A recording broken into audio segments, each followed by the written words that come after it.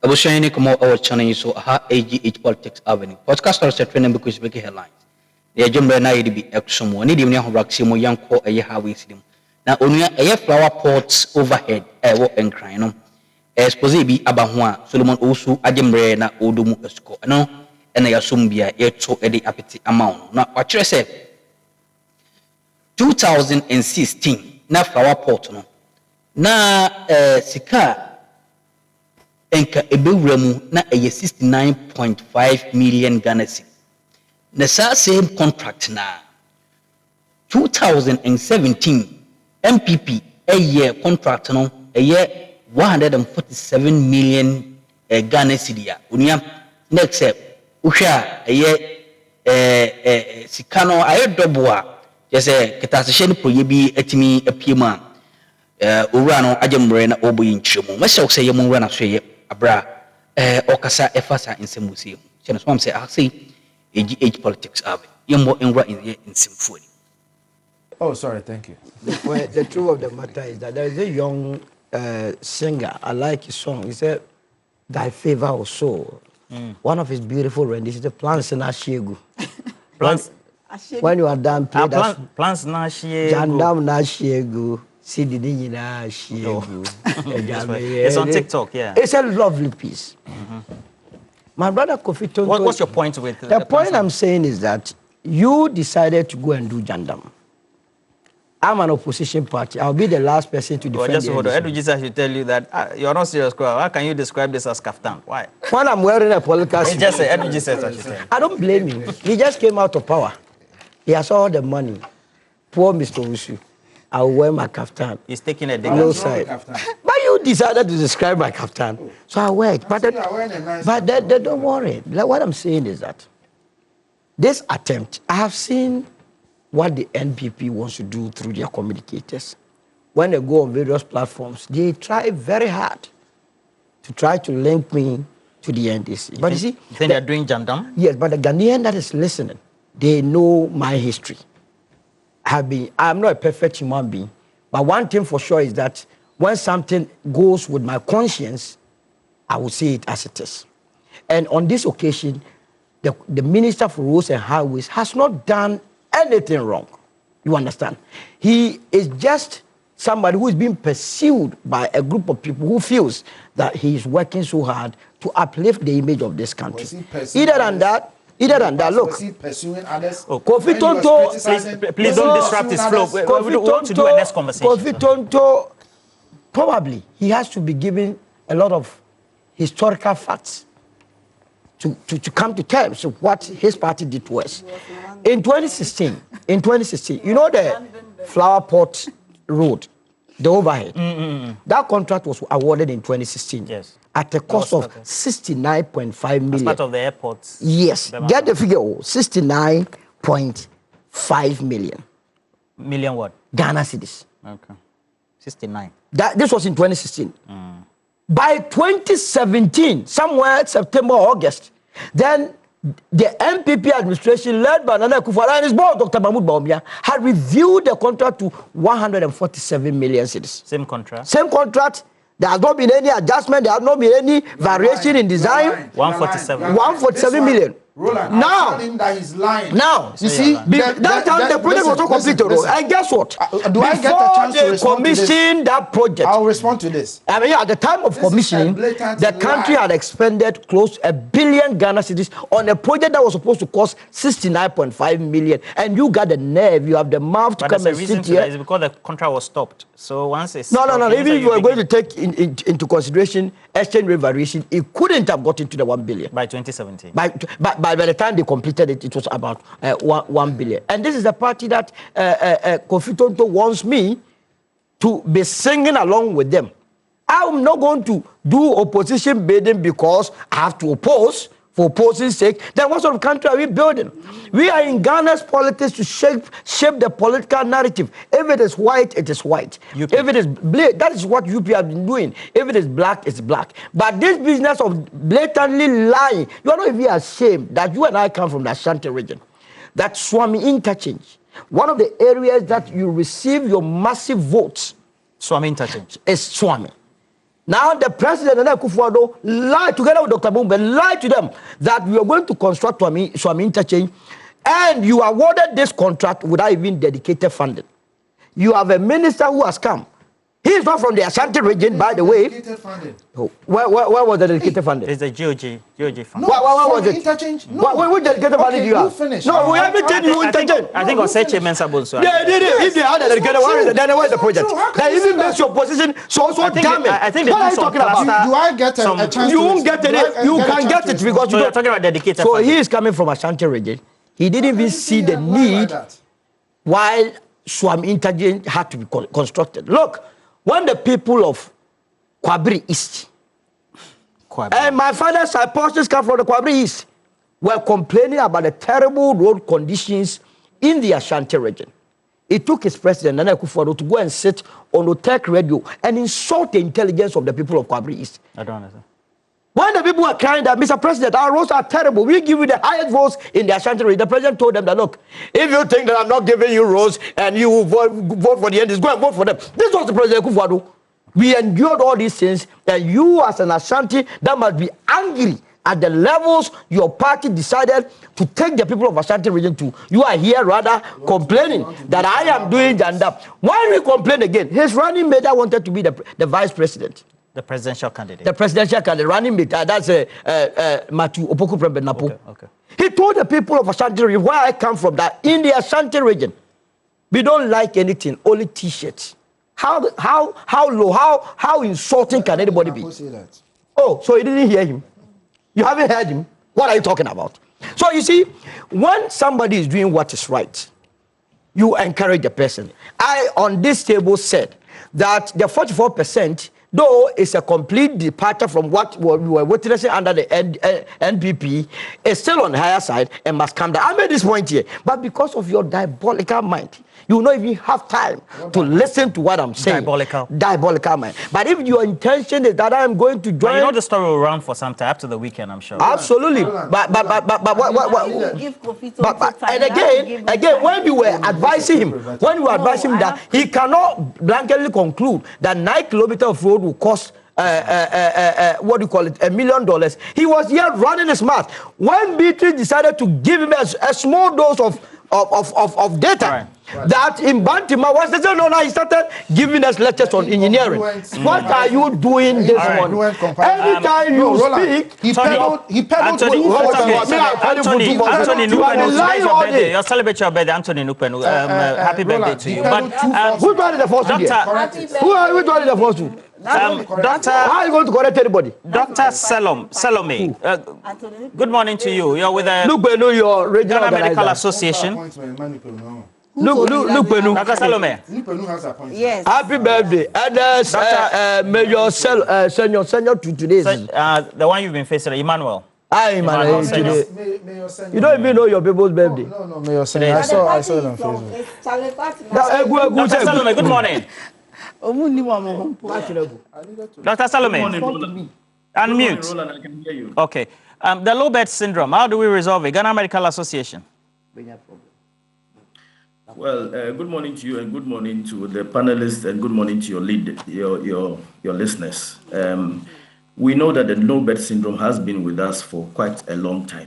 And over 10 years ago, GMA held a whole public lecture on it, released various statements. 6 years ago, we released another statement when another incident occurred. We believe that it is time that we take concrete steps to tackle the issue at a systemic approach and ensure that the root causes are dealt with, not just immediate measures, and then we talk about it and go away, but we need to tackle it at multiple levels and ensure that at least when a Ghanaian needs emergency care, at the point of need, they are able to get it as soon as possible in a dignified manner. And so for us, we have to look at it from multiple levels. But we must begin from where does the problem come from. From time to time, we tend to see these issues, and the data has always been there. For Kumasi, with a population of over 4 million, Komfanoche only has 37 emergency beds. For Accra, with 5.5 million and over, and if you stretch it to the greater Accra, you have less than 100 beds or so, emergency beds available. What this tells you is that there is a big problem ab initio in terms of infrastructure and the spaces that are there. It means that when facilities around which do not have the necessary human resource, the necessary infrastructure, and then the logistics to go with, see patients, they are forced to refer them to the tertiary centers like Kolebu, Konfanoche, the other hospitals, and some of the regional hospitals. And over time, once the numbers exceed the capacity, sometimes these patients would have to be managed in uncomfortable situations like on the chairs, and in extreme circumstances, they have to be managed sometimes on the floor whilst we look for space for them. So we must tackle the issue head on. The Ghana Medical Association suggests these following measures. That one, currently speaking, most facilities are practicing in silos. And so if a patient is referred from, say, Bampropi Polyclinic, sometimes Kolebu does not know that this patient has been referred, and the patient will proceed to that place.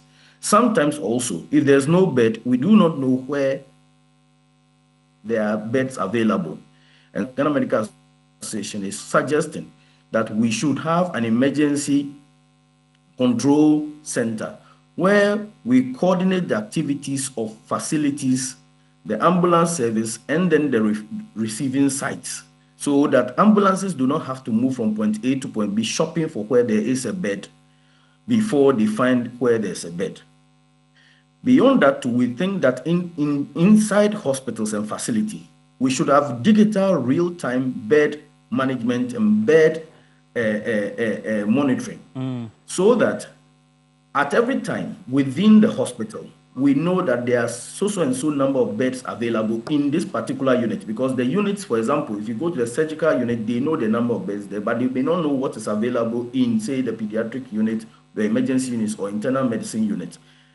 Perhaps there may be a whole floor or some few units that may have free beds there that patients could be moved, stable patients in the emergency could be moved to. And so with the digital system, it allows for real-time monitoring, and then we'll be able to know where these patients should go.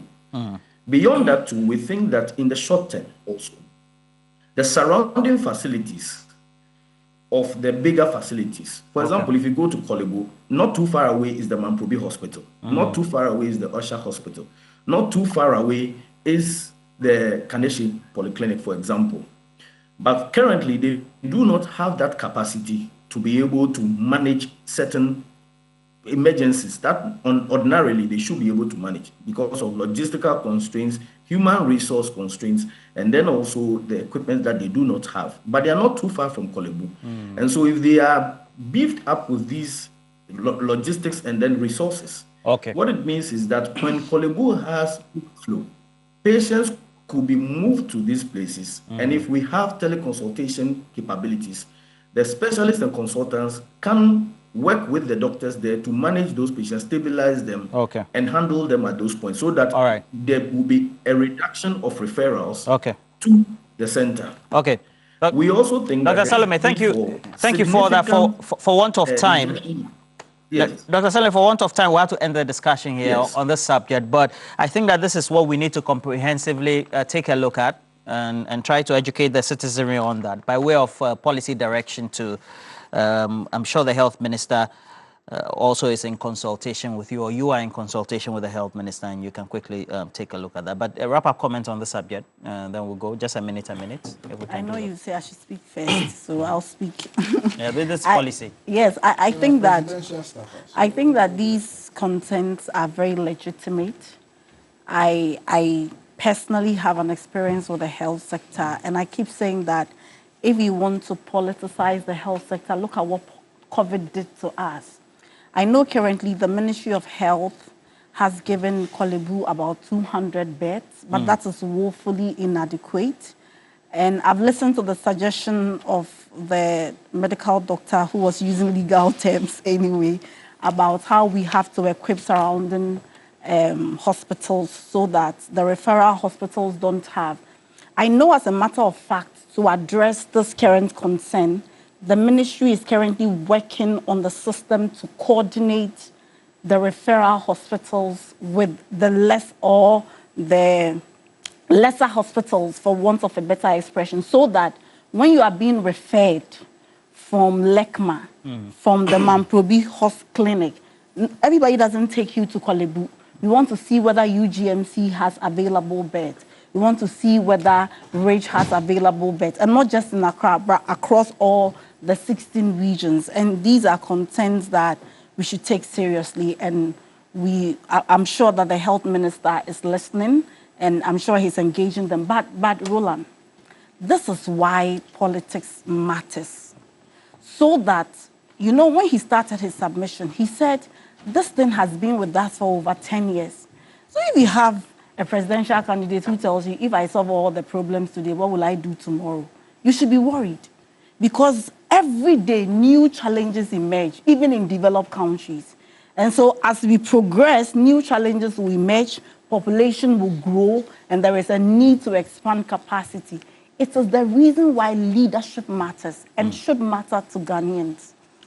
Yes, your 2 minutes. But someone says, Roland, let me. Someone says I should ask Kofitonto that if Bawumia would choose Ghana card over interchanges. I don't know. So why is that? Okay, So, because of the road. big push. You should see they are posturing to the interchanges coming up. Roland, you can give me 30 minutes.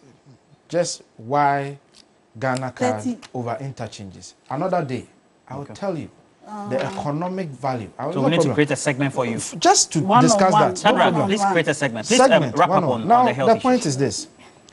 Even in taking short, she forgot that the solution GMA is proffering will anchor on a unique identity. You forgot that for us to have this referral system. No. And what is the unique identity? Of course, the Ghana card is the unique identity. What has that got to do with this? If you are going to build a system that requires that you can be able to refer people within a coordinated software where records can be accessed anywhere you go. Right, it's ongoing. No, I'm saying that you need a unique identity to do that. And the best unique identity you can use to do that is the Ghana card. So that's not in dispute. Number two, I don't disagree with the solution. In fact, I think it's a good solution that we have a system that allows us to sort of build a system that's able to allow us to coordinate people and refer people and all of that. But the question I have is that, where was GMA? When for the last 6-7 months, a system that we have that allows patient records to move from one hospital to the other, that system has gone down for over 6 months. Now some hospitals are still using paper records. They've gone back to using paper records. So in one breath, GMA has kept mute on a very fundamental aspect of healthcare, record keeping, being able to silo all records across the country. You have kept mute. Now you want to build another software. How is that going to work? Solo, 2 minutes. So very simple. Any health system that the emergency aspect of it is not robust, it's not a health system. You see, if you are suffering from a simple headache and you go to the hospital, that is not, and you are treated, that's not a health system. It is about you facing life and death. I lost my sister through a similar situation in Kolebu. When I took my sister there, I virtually became more or less a medical practitioner. You are going with her in an ambulance to, Osu, to go and take X-ray. And I asked myself, how much would it take for Kolebu to get the very X-ray that we had to be commuting from Kolebu to, what's the name?